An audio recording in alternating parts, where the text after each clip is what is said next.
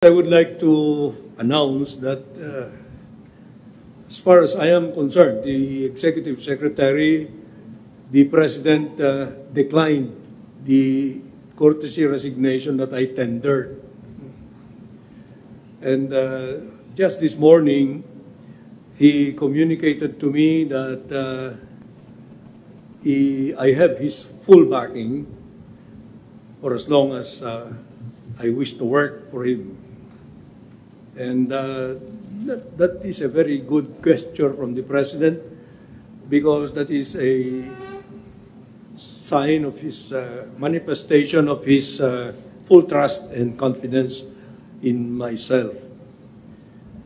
Because if you had noticed, I don't know if any of you was involved, there was a lot of misinformation yesterday about this reorganization being triggered in order to target me or to remove me from office. So, lahat kami ay naghain ng aming courtesy resignations as called for by the President. Walang nag-hesitate. Kasi alam namin na Pangulo lamang ng Pilipinas ang makakapagsabi kung hanggang kailan kami maninilbihan sa taong bayan. Maliwanag po sana sa atin yan. Now, as far as the cabinet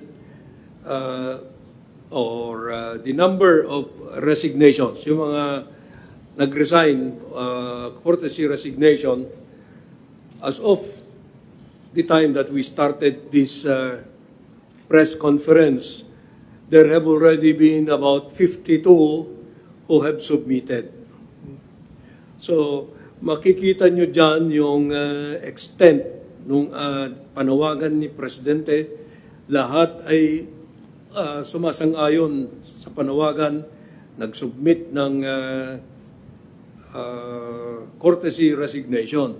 So nasa kamay na talaga ng Pangulo ng Pilipinas kung sino-sino sa amin, sa 52 na yan, and probably more, ay mariretain. Walang alinlangan yung mga yan. So yan ang sitwasyon natin ngayon.